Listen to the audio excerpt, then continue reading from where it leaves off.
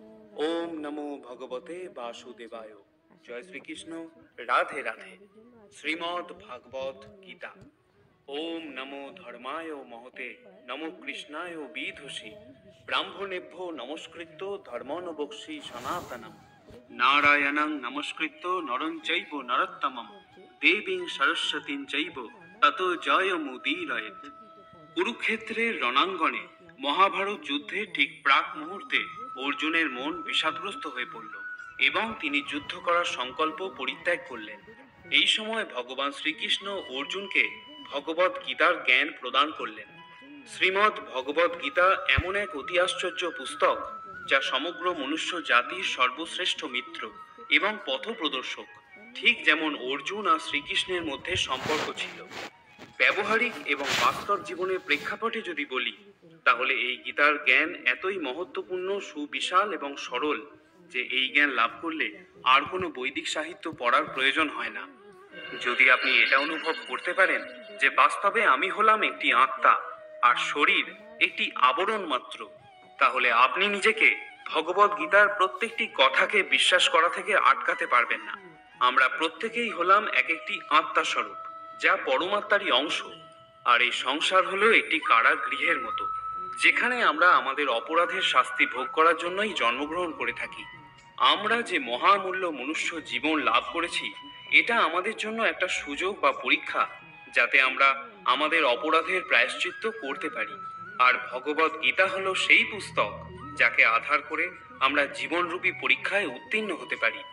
গীতায় ভগবান শ্রীকৃষ্ণ যে পথ আমাদের দেখিয়েছেন, তাকে অনুসরণ করলে আমরা এই জীবন মৃত্যু চক্র থেকে মুক্ত হতে পারি।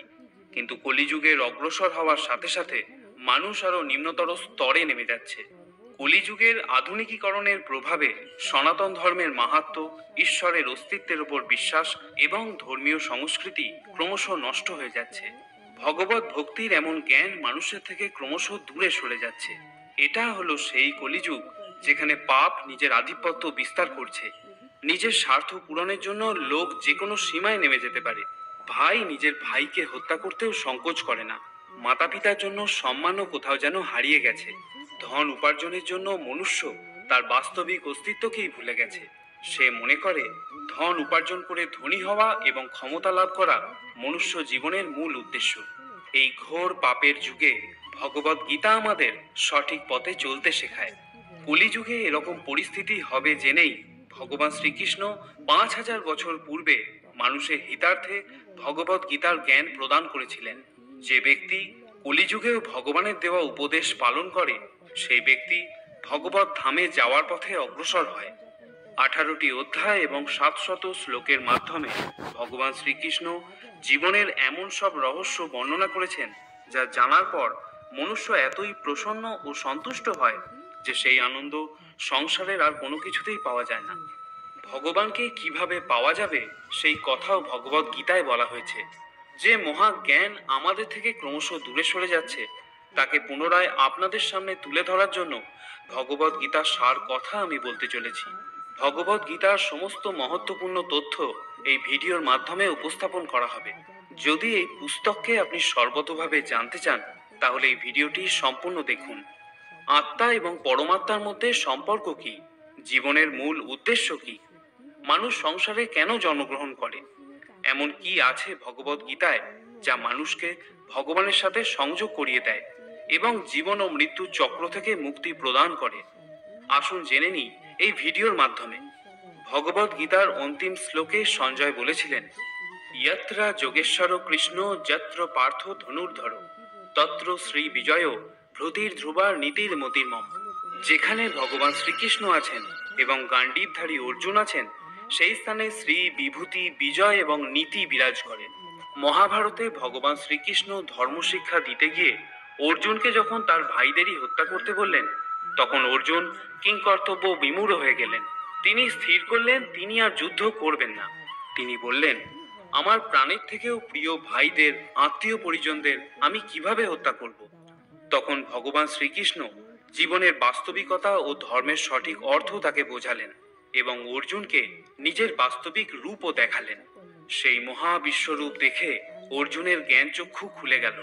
তিনি ভগবান শ্রীকৃষ্ণকে বললেন, হে পরমাত্মা যোগী, আমি তোমাকে কিভাবে চিন্তা করব, তোমাকে কিভাবে জানতে পারবো, আমি তোমাকে কোন কোন রূপে স্মরণ করব, তা দয়া করে আমাকে বলো। তখন ভগবান শ্রীকৃষ্ণ তার সব থেকে মুখ্য বৈভব রূপের বর্ণনা করলেন। ভগবান বললেন, হে সখা অর্জুন, আমি সমস্ত জীবের হৃদয়ে বিরাজমান পরমাত্মা স্বরূপ। আমি সমগ্র জীবজগতের আদি, মধ্য এবং অন্ত। আদিত্যদের মধ্যে আমি বিষ্ণু, জ্যোতিষ্কদের মধ্যে আমি কিরণশালী সূর্য, মরুতদের মধ্যে আমি মরীচি, নক্ষত্রদের মধ্যে আমি চন্দ্র, সমস্ত বেদের মধ্যে আমি সামবেদ, সমস্ত দেবতাদের মধ্যে আমি ইন্দ্র, সমস্ত ইন্দ্রিয়ের মধ্যে আমি মন, সমস্ত প্রাণীদের মধ্যে আমি চেতনা, রুদ্রদের মধ্যে আমি শিব, যক্ষ ও রাক্ষসদের মধ্যে আমি কুবের, বসুদের মধ্যে আমি অগ্নি, পর্বতদের মধ্যে আমি সুমেরু।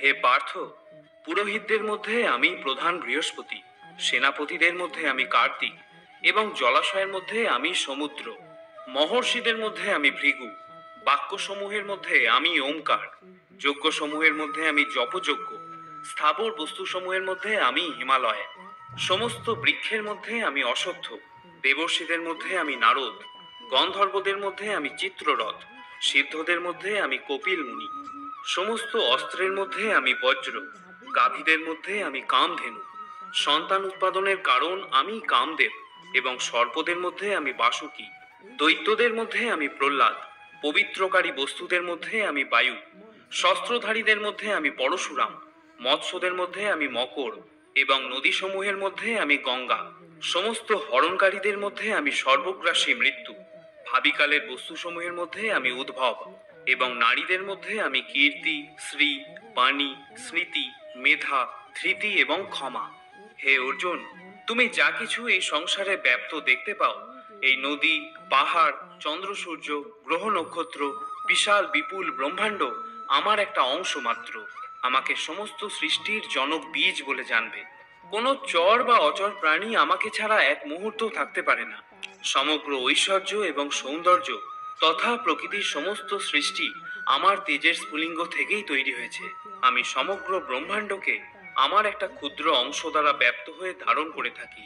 স্বর্গ, মর্ত এবং পাতালের এমন কোনো স্থান নেই যেখানে আমি বিরাজ করি না। একটি ক্ষুদ্র গাছের পাতাও আমার ইচ্ছার ব্যতীত নড়তে পারে না। সবকিছু যেমন আমার থেকেই সৃষ্টি হয়, আবার সবশেষে আমাতেই তা বিলীন হয়ে যায়। এই অতীব আশ্চর্য কথা শুনে আবেগপ্রবণ হয়ে অর্জুন ভগবান শ্রীকৃষ্ণকে বললেন, প্রভু, আমি দেখতে চাই আপনি কিভাবে এই দৃশ্য জগতে প্রবিষ্ট হয়ে আছেন। আমি আপনার বিশ্বরূপ দর্শন করতে চাই। দয়া করে সেই মহারূপ আমাকে দেখান। তখন ভগবান অর্জুনকে দিব্য দৃষ্টি প্রদান করলেন। অর্জুন তখন সেই বিশ্বরূপে অসংখ্য মুখ, অসংখ্য চোখ এবং অনেক অত্যাশ্চর্য বস্তু দেখতে পেলেন। তিনি দেখলেন সেই রূপ দৈবিক অলঙ্কারে পরিপূর্ণ। অনেক দিব্য অস্ত্রও তিনি দেখতে পেলেন। ভগবানের এই স্বরূপ চকিত করে দেওয়া তেজময়, অসীম এবং সর্বব্যাপ্ত ছিল। এভাবেই অর্জুন ভগবানের বিশ্বরূপ দর্শন করলেন। তিনি দেখলেন বিশ্বরূপের একই জায়গায় হাজার হাজার ভাগে বিভক্ত ব্রহ্মাণ্ডের অনন্ত আশ্চর্য রূপ। এরপর অর্জুন হাত জোড় করে ভগবানকে প্রার্থনা করলেন এবং বললেন, প্রভু, আমি আপনার শরীরে সমস্ত দেবতা, অসুর, গন্ধর্ব এবং অন্যান্য বিবিধ জীবদের একসাথে দেখতে পাচ্ছি। আমি পদ্মফুলের উপর বিরাজমান ব্রহ্মা, মহেশ্বর, অন্যান্য ঋষি এবং ভয়ঙ্কর দিব্য সর্পদের দেখতে পাচ্ছি। আমি তোমার শরীরে অগুন্তি অসংখ্য হাত, পা, মুখ এবং চোখ দেখতে পাচ্ছি। আপনার শরীর এতই বিশাল যে আপনার আদি, মধ্য এবং অন্ত দেখা যায় না। আপনি এই ব্রহ্মাণ্ডের পরম আধার। আপনি অব্যয় তথা পুরাণ পুরুষ, আর আপনি হলেন এই সনাতন ধর্মের পালনকর্তা। আপনার মহিমা অনন্ত, আপনার পূজা পদ্ধতি অসংখ্য। আপনার দুই চোখে আমি তেজোদ্দীপ্ত সূর্য এবং চন্দ্রকে দেখতে পাচ্ছি। আমি আপনার মুখ থেকে নির্গত তেজোদ্দীপ্ত স্ফুলিঙ্গে সমগ্র ব্রহ্মাণ্ডকে যেন প্রজ্বলিত হতে দেখছি। ভগবান শ্রীকৃষ্ণ বলেন, যদি তুমি আমাকে লাভ করতে চাও, তাহলে এই জীবনকে আমার প্রতি ভক্তিতে ব্যবহার করো। আমার ভক্তি শরীর দিয়ে নয়, বরং তোমার ভিতরে থাকা আত্মার মাধ্যমেই করতে পারবে। যেমন শরীরকে তরতাজা রাখতে খাদ্যের প্রয়োজন হয়, সেরকমই আত্মাকে তরতাজা ও পবিত্র রাখতে আমার প্রতি ভক্তির প্রয়োজন হয়। যতক্ষণ তোমার মধ্যে এই ভ্রান্ত ধারণা থেকে যাবে যে তুমি হলে একটা শরীর, ততক্ষণ তুমি আমাকে লাভ করতে পারবে না। যখন তোমার এই জ্ঞান লাভ হবে যে তুমি শরীর নয় আত্মা, তখন তুমি আমার দ্বারা প্রদেয় এই জ্ঞান অর্জন করার এবং আমার প্রতি ভক্তিযুক্ত হওয়ার যোগ্য হয়ে উঠবে, এবং তখন আমার স্মরণে আসা থেকে কেউ তোমাকে নিবৃত্ত করতে পারবে না। এই সংসারে তুমি যা দেখো, শোনো, স্বাদ গ্রহণ করো, স্পর্শ করো, অনুভব করো, সেই সব কিছু আমার রচনা হলেও আমি এইসব অনুভূতির বন্ধন থেকে সম্পূর্ণভাবে মুক্ত। এই সংসারে তুমি যা কিছু ইন্দ্রিয়ের দ্বারা অনুভব করো, কোনো কিছুই তোমার আত্মাকে কখনো প্রভাবিত করতে পারে না। ভগবান বলেন, এই আত্মাকে কখনো বিনষ্ট করা যায় না। ভগবত গীতায় তিনি বলেছেন, নৈনং ছিন্দন্তি শস্ত্রাণি নৈনং দহতি পাবক ন চৈনং ক্লেদয়ন্তপ ন শোষয়তি মারুত। এই আত্মাকে কখনো অস্ত্রের দ্বারা ছেদন করা যায় না। আগুন একে পোড়াতে পারে না, বায়ু একে শুষ্ক করতে পারে না, এবং জল একে সিক্ত করতে পারে না। তিনি এটাও বলেছেন, মনুষ্য জীবনে কোনো ব্যক্তি চেষ্টা করলে তার আত্মাকে নিজেই পরমাত্মায় বিলীন করতে পারে, আর এটা সম্ভব হয় একমাত্র ভক্তির দ্বারা। এজন্যই তো বলা হয়, মনুষ্য জন্ম লাভ করা হলো সৌভাগ্যের কথা। 84 লক্ষ যোনিতে জন্মগ্রহণ করার পর মনুষ্য জন্ম লাভ হয়, আর এই জন্মতে প্রত্যেকটা ব্যক্তিকে ভিন্ন ভিন্ন পরীক্ষা দিতে হয়। যেমন মায়া ও মোহের চক্রে আবদ্ধ হয়ে একজন ব্যক্তি লোভ, অসত্য, ব্যভিচার, জুয়া ইত্যাদির আসক্তিতে আকর্ষিত হয়, আর নিজের সাথে পরমাত্মার সম্পর্কের কথা ভুলে যায়। মনে রেখো, আত্মার সাথে পরমাত্মার সম্পর্কই হলো স্থায়ী এবং অবিচল। জাগতিক অন্য সব সম্পর্কই, যেমন মাতা পিতা, স্বামী স্ত্রী, সন্তান, শত্রু, বন্ধু, সবকিছুই অনিত্য এবং অস্থায়ী হয়। অর্থাৎ এই সম্পর্কগুলো শুধুমাত্র একটা জন্মতেই সীমাবদ্ধ থাকে। যখনই আত্মা অন্য শরীর ধারণ করে, সব সম্পর্ক পরিবর্তন হয়ে যায়। ভগবান বলেন, আত্মা হলো সচ্চিদানন্দ স্বরূপ, অর্থাৎ সব সময় আনন্দে থাকা। আত্মা এই দুনিয়া সুখ দুঃখতে প্রভাবিত হয় না। মনুষ্য জীবনের 4 স্তম্ভ হলো ধর্ম, অর্থ, মোক্ষ এবং কাম। এই 4-এর জ্ঞান যে ব্যক্তির হয়ে যায়, তার এই সংসার থেকে মুক্তি লাভ করা সুনিশ্চিত। ধর্মের অর্থ বিস্তারিতভাবে ভগবত গীতায় বলা হয়েছে। হিন্দু, মুসলিম, শিখ, ঈসাই এগুলি কোনোটাই আদি ধর্ম নয়। কর্ম করতে করতে ব্যক্তিকে জীবনে চলতে হবে, জীবনকে সঠিকভাবে ব্যবহার করতে হবে। শাস্ত্রে উল্লেখিত নিয়ম পালন করার সাথে সাথে জীবন কাটানোই হলো আসল ধর্ম।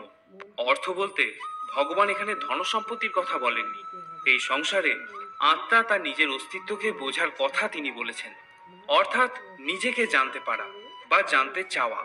এই সংসারে থেকে সকল সম্পর্ককে মূল্য দিয়ে তাদের প্রতি সঠিক কর্তব্য পালন করে সাংসারিক জীবনে সকল প্রকারের সুখ ভোগ করে জীবনরূপী পরীক্ষায় উত্তীর্ণ হয়ে নিজেকে পরমাত্মার সাথে বিলীন করে দেওয়ার নামই হলো কর্ম। তৃতীয় স্তম্ভ হলো কাম। ভগবান শ্রীকৃষ্ণ গীতায় বলেছেন, প্রত্যেক মানুষ কাম, ক্রোধ, লোভ, লালসা, অহংকার, মোহ এবং হিংসার দ্বারা পীড়িত। মনুষ্যকে এইসব মানসিক স্থিতিগুলির ওপর নিয়ন্ত্রণ রেখে জীবনযাপন করতে হবে, কারণ এইসব ভাবনার দ্বারা প্রভাবিত হয়ে পড়লে মানুষ কখনোই পরমাত্মাকে লাভ করতে পারবে না। চতুর্থ স্তম্ভ হলো মোক্ষ। ভগবান শ্রীকৃষ্ণ গীতায় বলেছেন, মানুষের ইচ্ছা এবং আকাঙ্ক্ষার কারণেই এই সংসারের জন্ম মৃত্যুর চক্রে তাকে বারবার ফিরে আসতে হয়। যদি কোনো ব্যক্তি লোভ, ইচ্ছা, আমিত্বকে ত্যাগ করে সাধারণ জীবনযাপন করে আর সমস্ত নিয়ম পালন করতে করতে সবশেষে আমাতেই লীন হয়ে যায়, তাহলে তার মোক্ষ প্রাপ্তি অবশ্যই ঘটবে। কিন্তু তার আগে আত্মাকে তার পাপ এবং পুণ্যের ভিত্তিতে স্বর্গ এবং নরক ভোগ করতে হয়। যদি কোনো আত্মা স্বর্গের প্রতি আসক্ত হয়ে পড়ে, সেখানকার বৈভব ও ঐশ্বর্য দেখে বিচলিত হয়ে পড়ে, তাহলে তাকে সেখানেই থাকতে হয়, আর সেই জন্মে তার জন্য মোক্ষের দরজা বন্ধ হয়ে যায়। পুনরায় মুক্তি পাওয়ার জন্য আত্মাকে নতুন শরীর ধারণ করে পুনরায় প্রয়াস করতে হয়। যেখানে লোভ বা আকাঙ্ক্ষার জন্ম হয়ে যায়, সেখানেই এই প্রচেষ্টা ব্যর্থ হয়ে যায়। তখন পুনরায় জন্মগ্রহণ করে পরমাত্মাকে লাভ করার পথের সন্ধান করতে হয়। তাহলে আসুন বন্ধুরা, ভগবত গীতা জীবনের যেসব রহস্যকে বর্ণনা করে, সেগুলিকে যথাযথভাবে বুঝে জীবন সার্থক করি। যদি আপনার ভগবত গীতার সার কথার এই আলোচনা ভালো লাগে, তাহলে ভিডিওটি সবার সাথে শেয়ার করুন, যাতে এই সংসারে উপস্থিত সকল আত্মা নিজের বাস্তবিকতাকে অনুধাবন করে পরমাত্মাকে লাভ করার প্রচেষ্টায় লিপ্ত হয়ে পড়ে। আর জীবন মৃত্যুর এই চক্র থেকে মুক্ত হয়ে সর্বদাই ভগবানের কাছে থাকার আনন্দ লাভ করতে পারে। যদি আপনি শ্রীমদ্ ভগবত গীতার অন্যান্য ভিডিওগুলি দেখতে চান, তাহলে এই ভিডিও ডেসক্রিপশন বক্সের লিংকে ক্লিক করুন। এছাড়া চ্যানেল পেজের প্লেলিস্টেও ভিডিওগুলি পেয়ে যাবেন। তো বন্ধুরা, আজ এ পর্যন্তই। আবার দেখা হবে অন্য আরেকটি ভিডিওতে। ততক্ষণের জন্য ভালো থাকুন, সুস্থ থাকুন। জয় শ্রীকৃষ্ণ।